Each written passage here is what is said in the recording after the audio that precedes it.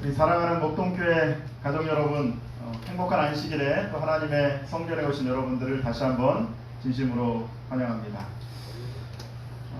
참 요즘 세상이 힘들고 또 어려운 그러한 삶을 저희가 살아가고 있습니다.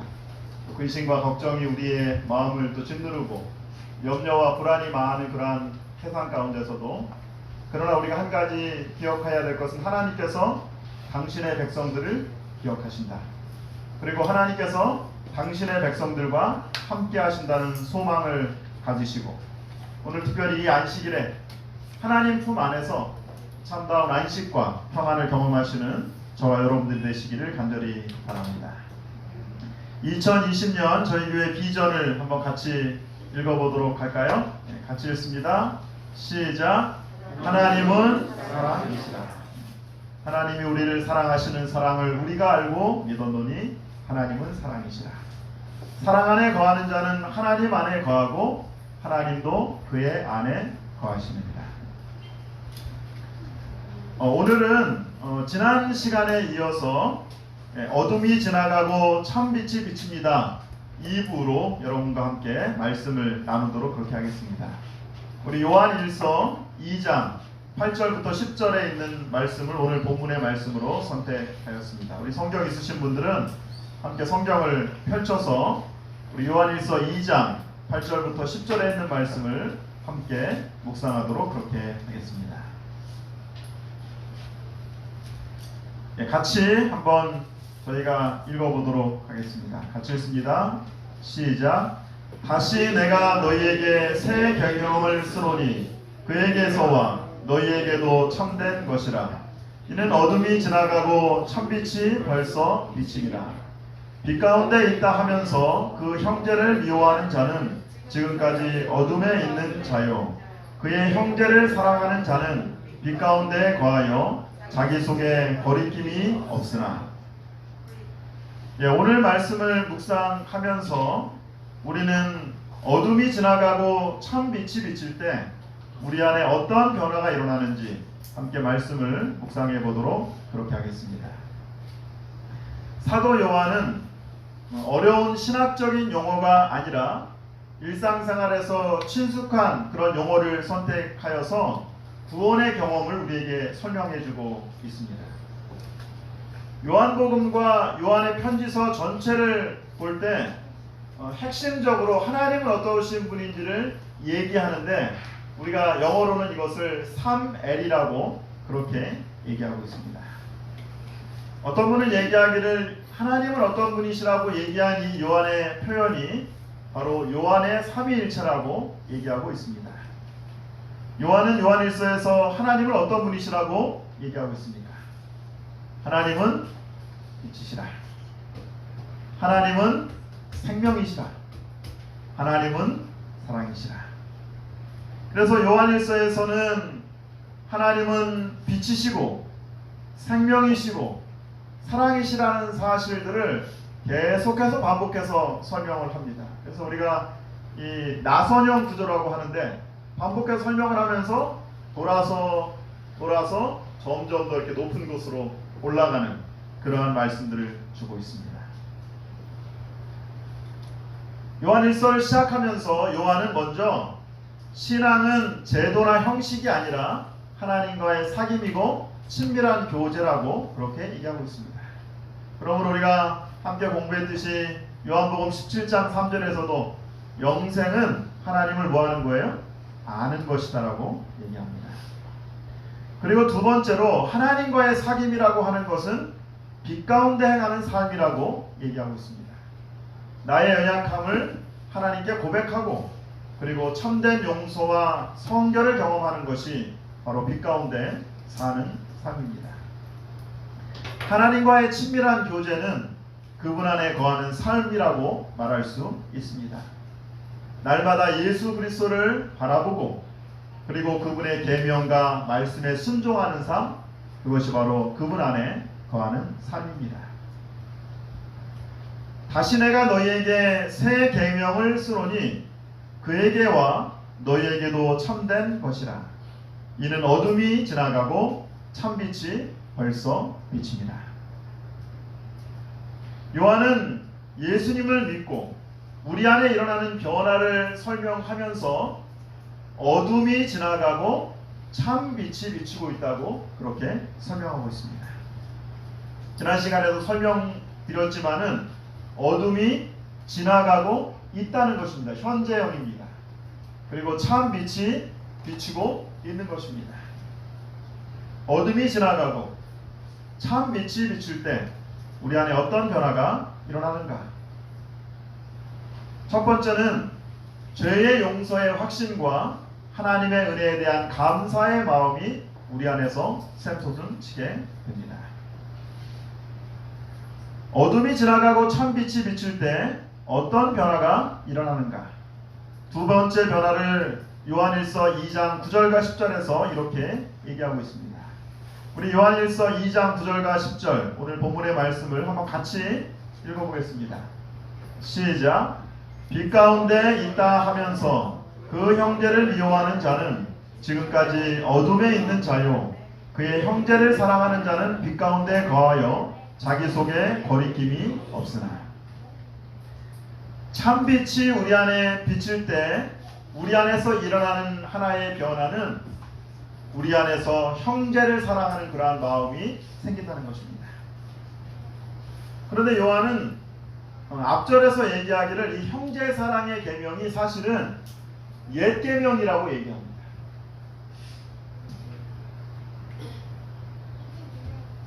사랑하는 자들아, 내가 새 계명을 너에게 쓰는 것이 아니라 너희가 처음부터 가진 옛 계명이니 이 옛 계명은 너희가 들은 바 말씀이거니와.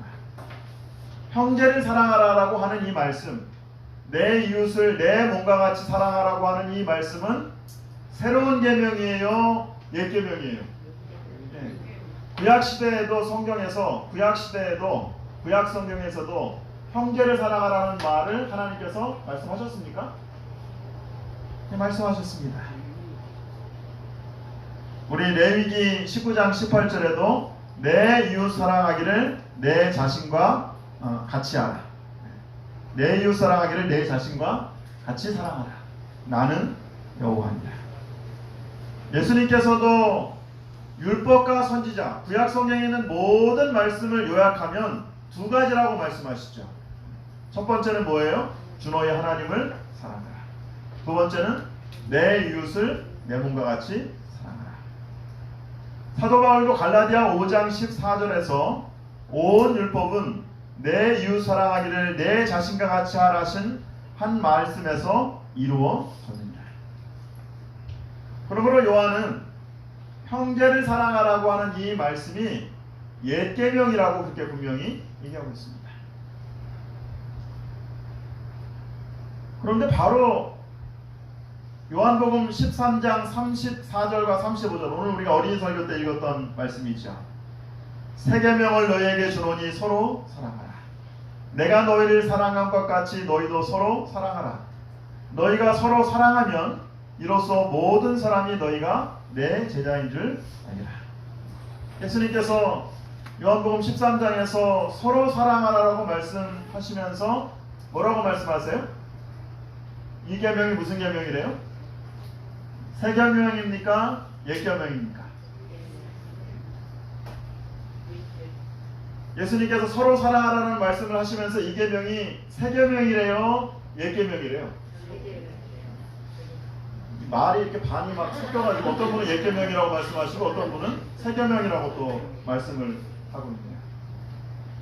구약 성경에도 분명히 내 이웃을 내 몸과 같이 사랑하라, 그리고 서로 사랑하라는 말씀이 있는데 구약 성경에서도 반복해서 이 말씀을 하고 계시는데도 불구하고 예수님께서는 왜 서로 사랑하라는 계명을 새 계명이라고 하셨을까요?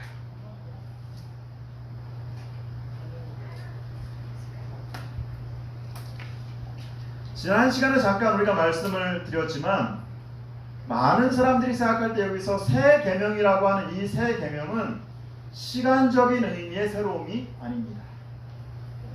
예전 것을 대처하는 의미에서의 새로움이 아닌 것입니다.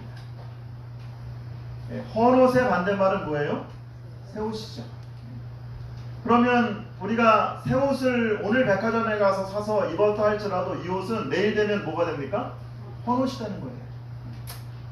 그러니까 예수님께서 여기서 새 계명이라고 말씀하실 때 이 말씀은 시간적 의미에서의 새로움을 말씀하시는 것이 아닙니다. 만약에 우리가 여기서 이 새 계명이라는 말을 시간적인 의미로 받아들인다고 한다면 많은 사람들이 오해하는 것 가운데 하나가 뭐냐면 이거 봐라. 예수님께서 서로 사랑하라고 하는 계명을 뭐라고 하셨습니까? 새 계명이라고 말씀하셨으니 구약의 십계명은 옛 계명이기 때문에 이것은 폐한 것이고 서로 사랑하라는 새 계명으로 바뀐 것이라고 그렇게 이해하는 것입니다. 그런데 예수님께서 말씀하신 이 새 계명이라고 말씀하신 이 새라고 하는 이 단어는 시간적 의미에서의 새로움이 아니라 질적으로 새로움이라고 하는 의미입니다. 그래서 헬라어로도 카이노스라고 하는 단어를 그렇게 사용하는 것입니다.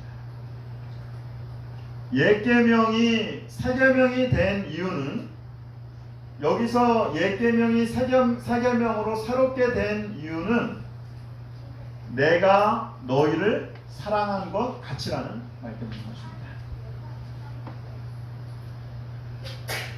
공동번역 성경은 요한 1서 2장 8절을 다음과 같이 번역하고 있습니다. 그러나 내가 여러분에게 써 보내는 것은 사실은 새 계명입니다. 어둠이 지나고 참빛이 이미 비치고 있기 때문입니다. 그 계명이 참되다는 것은 그리스도에게서 나타났고 또 그대들의 경험으로도 알 수 있습니다. 옛 계명이 질적으로 전혀 다른 새로운 계명이 된 것은 바로 우리에게 참빛이 비치었기 때문입니다. 하나님께서 십계명을 우리에게 주시고 계명을 우리에게 주셨는데 인류 역사상 하나님의 십계명을 하나님의 모든 계명을 완벽하게 준수하고 완벽하게 지켜줬던 적은 한 번밖에 없었습니다. 인류 역사상 하나님의 법에 완전히 순종하신 분은 한 분밖에 없었습니다. 그분이 누구예요? 예수 그리스도이십니다. 바로 예수님께서 이 땅에 오셔서 하나님의 계명에 완전히 순종하셨습니다. 그러므로 예수님 안에 있을 때 예수님의 능력으로 말미암아서 옛 계명이 새 계명으로 바뀌는 것입니다. 그리고 예수님께서 우리의 모본이 되셨습니다. 하나님의 계명을 완전히 성취하도록 하신 그 예수님께서 우리 안에 형제를 사랑하는 그러한 마음을 넣어주시고 바로 우리가 우리의 능력으로는 도저히 지킬 수 없는 그 계명을 새롭게 지킬 수 있는 새 계명으로 변하게 하신 것입니다. 아멘입니까? 아멘입니다. 그러므로 예수님 안에 있을 때 예수 그리스도의 능력으로 바로 그 계명은 새 계명이 되는 것입니다. 실물교훈 384쪽에 있는 말씀입니다. 같이 한번 저희가 읽어보겠습니다. 같이 읽습니다. 시작. 사랑이 경건의 기초이다. 사람이 말로 무엇을 공언하든지 간에 형제를 향한 이기심 없는 사랑을 갖지 않는다면 그에게는 하나님을 향한 순수한 사랑이 없는 것이다. 우리가 다른 사람을 사랑하려고 노력한다고 해서 이러한 정신을 결코 소유할 수 없다. 마음속에 그리스도의 사랑이 있어야 한다. 우리는 아무리 결심하고 아무리 노력한다 할지라도 우리 스스로 형제를 사랑할 수 없습니다. 우리 스스로 이기심 없는 마음으로 다른 사람들을 사랑할 수 없습니다. 그럼 우리가 어떻게 예수님이 말씀하신 대로 서로 사랑할 수 있을까요? 비결은 먼저 우리의 마음속에 하나님의 사랑으로 가득 채운다면, 먼저 우리의 마음속에 하나님의 은혜로 가득 채운다면 우리의 마음을 감동한 그 하나님의 사랑이 다른 사람들을 사랑할 수 있게 해 주실 것입니다. 그러므로 어둠이 지나가고 참빛이 비칠 때 우리에게 일어나는 첫 번째 변화는 바로 하나님의 은혜에 대한 감사인 것입니다. 하나님의 사랑이 우리 마음 가운데 충만하게 되면 두 번째로 나타나는 현상이 바로 진심으로 형제를 사랑하게 되는 것입니다. 주님, 오늘 나의 마음에 그리스도의 사랑으로 충만하게 하여 주시옵소서. 주님, 진심으로 다른 사람들을 사랑하는 마음을 저에게 주시옵소서. 이 기도가 어둠이 지나가고 참빛이 비치고 있는 여러분들의 간증과 기도가 되시기를 간절히 바랍니다.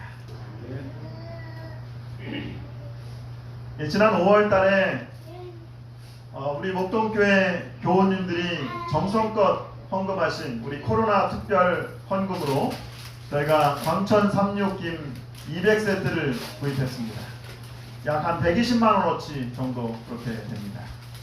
그리고 또 직접 만든 손 청결제 50병을 저희가 신정 사동 주민센터에 그렇게 기부했습니다. 기부하면서 그런 말씀을 드렸어요. 저희 교회가 2달 동안 예배를 보지 못했습니다.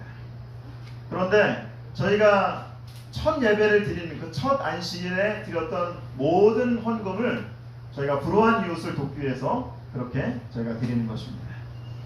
이렇게 설명을 하니까 우리 동장님과 그리고 관계 공무원들이 아주 감사의 마음을 표시했습니다. 세상 사람들은 우리가 무엇을 믿는지에 별로 관심이 없습니다. 세상 사람들은 우리가 어떻게 살아가는지에 관심을 갖게 되는 것입니다. 우리 목동교회가 하나님을 사랑하고 이웃을 사랑하는 새 계명을 실천하는 교회가 될 수 있도록 여러분들이 더욱더 많이 기도해 주시게 되기를 간절히 바랍니다. 요즘 전 세계가 이 K 방역의 우수성을 그렇게 주목하고 있습니다. 특별히 전 세계 사람들이 가장 많이 관심을 갖는 것 중에 하나는 감염병 예방 수칙을 철저히 따르는 한국 사람들의 높은 시민의식에 찬사를 보내고 있습니다. 어떻게 그 수많은 사람들이 외출을 나갔을 때 다 마스크를 끼고 있고 그리고 이렇게 협조적인가? 많은 사람들이 얘기할 때 이 높은 시민의식의 핵심은 억지로 강제로 하는 게 아니라는 것입니다. 여러분 다른 나라들 보셨죠? 인도 같은 나라들은 집 밖에 나오면 어떻게 합니까? 몽둥이로 이렇게 두드려가지고 이렇게 다 들어가게 합니다. 근데 한국 사람들은 그렇게 하지 않는다는 것입니다. 시민의식을 발휘하게 해서 스스로 예방수칙을 지키는 것입니다. 어떤 마음을 갖는 거예요? 나 하나쯤이야가 아니라 나의 가족을 위해서, 나의 주변 이웃을 위해서 실천하는 것입니다. 다른 나라와 달리 우리나라는 코로나19 대유행 가운데서 사재기 현상이 발생하지 않은 유일한 나라입니다. 우리나라 시민들이 코로나19 확산 방지를 위해서 마스크 착용에 매우 협조적입니다. 공공장소에서 대부분의 사람들이 자발적으로 마스크를 착용하고 또 기침 예절을 지키고 있습니다. 어둠이 지나가고 참빛이 비치고 있습니다. 강제로 억지로 죽지 못해서 하나님의 계명을 준수하는 것이 아니라 우리의 마음속에 충만한 그리스도의 사랑을 통하여 하나님을 사랑하고 하나님의 말씀에 순종하는 능력을 주시겠다고 그렇게 말씀하십니다. 이것이 바로 새 계명이 우리에게 이르러 오는 것입니다. 하나님은 당신을 있는 그대로 사랑하신다. 그러나 그대로 두시지는 않는다. 하나님은 당신이 예수님처럼 되기를 원하신다. 하나님은 우리를 있는 그대로 사랑하시지만 우리를 어떻게 하시기를 원하세요? 예수님처럼 변화시키기를 원하시는 것입니다. 어둠이 지나가고 참 빛이 비칠 때 어떤 변화가 일어납니까? 바로 우리가 성장해 가는 것입니다. 예수님을 닮도록 우리의 성품이 변화되고 하는 것입니다. 어둠이 지나가고 참빛이 비칠 때 우리는 조금씩 예수님을 닮은 모습으로 성장하게 됩니다. 요한일서에서도 보니까 이 그리스도인의 성장 단계를 아이, 청년, 아비로 그렇게 표현하고 있습니다.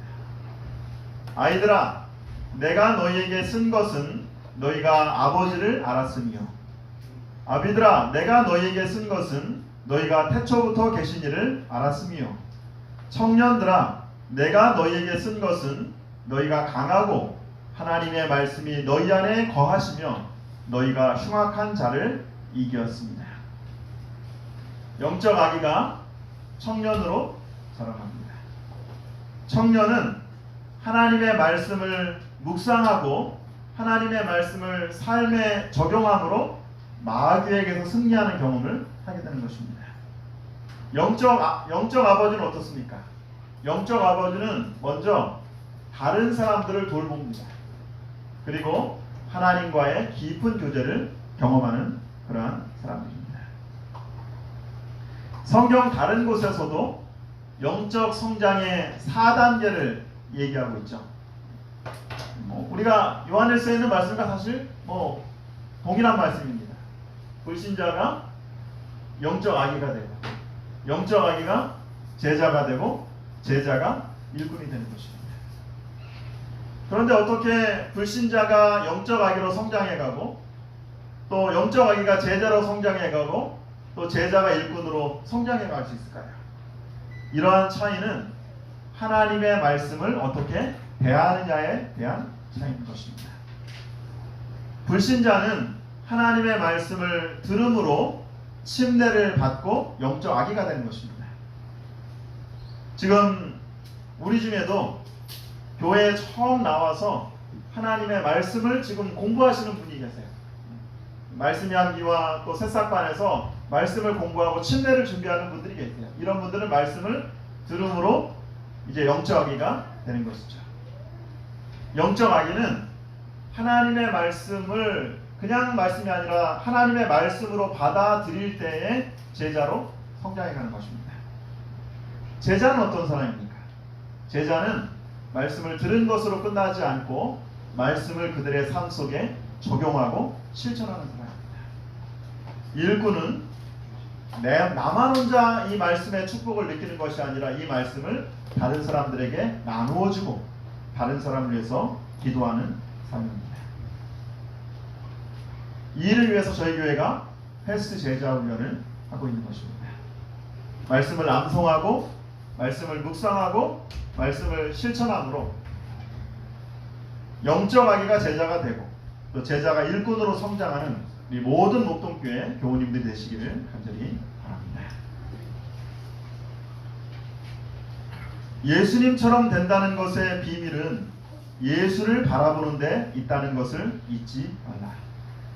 당신의 시선을 당신에게 상처 입힌 사람에게서 떼어 당신을 구원하시는 분에게로 우리의 시선을 예수 그리스도를 향하여 바라보는 저와 여러분들이 되시기를 간절히 바랍니다.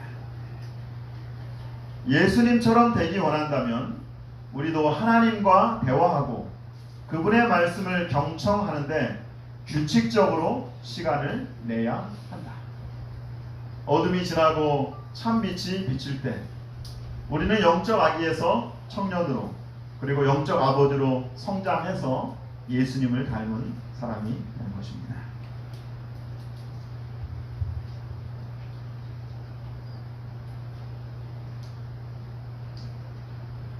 수년 동안 뉴욕의 한 공동묘지 관리인에게 매주 편지가 한 통씩 도착했습니다. 한 노모가 먼저 죽은 아들의 묘에 꽃을 사달라고 꽃을 놓아서 이렇게 놔달라는 부탁과 함께 매주 오부를 동궁에서 이렇게 보내게 되었습니다. 한 주도 거르지 않았습니다. 수년 동안 그 노모는 아들의 묘지에 꽃을 놓기 위해서 우리 편지를 보내고 그리고 이제 꽃을 살 돈을 보낸 것입니다. 아주 오랜만에 어느 날 병색이 완연한 한 늙은 부인이 커다란 꽃다발을 사들고 이제 묘지에 오게 되었습니다. 오늘은 아들의 무덤에 직접 꽃다발을 놓고 가려고 제가 왔습니다. 의사가 제가 이제 너무 몸이 안 좋아서 오래 살 수 없다고 하는 그러한 제가 시한부 통보를 받았습니다. 그 말을 들은 관리인이 망설이다가 이렇게 얘기했습니다. 부인, 사실 제가 용서받을 게 하나 있습니다. 저는 매주 부인이 보내주신 돈으로 꽃을 사가지고 무덤에 놓을 때마다 좀 아쉽다는 생각을 하게 되었습니다. 부인이 깜짝 놀라면서 물었습니다. 무슨 말입니까? 관리인이 말합니다. 꽃은 몇 시간도 안 되어 다 시들어버립니다. 그리고 다음 날이면 썩어서 냄새가 납니다. 그 무덤에 꽃을 놓아도 죽은 사람은 향기를 맡지 못합니다.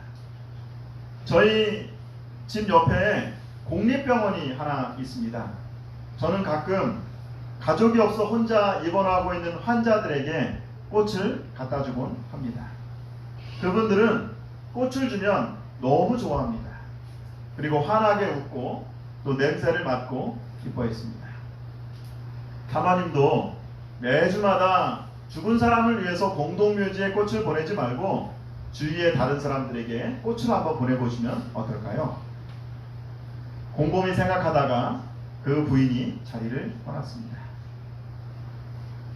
그리고 몇 달 뒤에 그 부인이 다시 공동묘지를 방문하게 되었습니다. 그런데 지난번에는 병색이 완연해서 거의 죽을 것 같던 이 부인이 이번에는 건강한 모습으로 심지어는 자기가 손수 차를 운전해서 오게 되었습니다. 그러면서 이렇게 이야기를 하는 것입니다. 당신 말이 맞습니다. 꽃다발을 병들고 아픈 사람들에게 나누어주기 시작했습니다. 그랬더니 그분들이 너무너무 좋아하더라고요. 그리고 좋아하는 그분들을 바라보면서 저도 기분이 좋아지기 시작했습니다. 마음이 편해지기 시작했습니다. 그리고 신경성 질환이 사라지고 몸이 회복되고 건강하게 될 수 있게 되었습니다. 자아 연민에 빠지면 나 자신이 죽는 것입니다. 그러나 다른 사람들에게 사랑을 나누어 줄 때 우리는 오히려 내가 축복받는 그러한 경험을 하게 되는 것입니다. 하나님은 사랑이시다. 빛 가운데 있다 하면서 그 형제를 미워하는 자는 지금까지 어둠에 있는 자요, 그의 형제를 사랑하는 자는 빛 가운데 거하여 자기 속에 거리낌이 없으라. 어둠이 지나가고 참 빛이 비출 때 어떠한 변화가 우리 안에 일어납니까?